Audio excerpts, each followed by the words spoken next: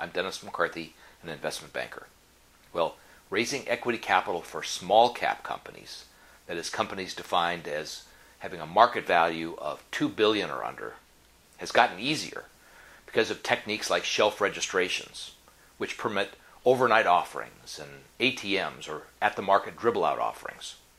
However, raising capital for microcap companies, that is, companies with market values of $100 million or less, hasn't gotten much easier, in my opinion. It could be several factors: fewer microcap investors, generally lower liquidity, or other causes. Now, this is a problem because many microcap companies need capital to grow. If capital is too expensive or not readily available, it stifles their growth. Therefore, when my firm helps microcap companies to raise equity, we often include less conventional sources of capital in the mix. Now, in addition to the hedge funds, which have been the main source of capital for microcaps, we often approach three additional sources: strategic investors, private equity crossover funds, and wealthy individual investors. Now, these sources may not be as speedy, but they may offer better terms. First, strategic investors. Now, many large companies have lots of cheap capital available, but need growth. This has opened the door for microcap companies to obtain capital from strategic investors. Now, what strategic investors want from an investment will vary. Maybe it's a co-marketing arrangement or a technology license, but they typically don't want to consolidate the microcap's performance in their financials. And the key point here is that the strategic investor is expecting to get a return in ways other than those of the traditional financial investor. Now, this creates some interesting opportunities. For example, I've seen several recent strategic investments made at a significant premium to market. Now, the second group of investors are called private equity crossover funds.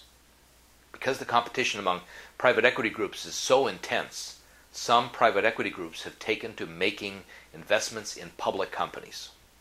Now, it's important to distinguish these private equity crossover funds from classic hedge funds. These crossover funds look at different metrics.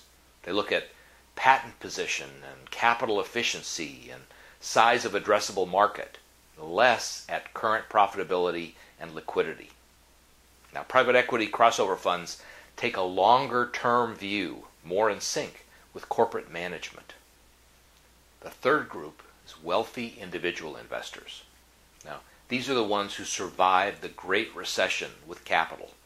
So they're savvy investors, survivors. They seem to come in two types: passive or active. The passive investors know they don't have enough time to closely monitor their investment, so they may appoint or hire someone to help them. Now, in a recent example, individual investors selected a representative to review documents and serve as their eyes and ears. Now, the other type of individual investor, the active investor, may serve as a board member and company mentor. The active investor's perspective is that he provides capital and advice combined.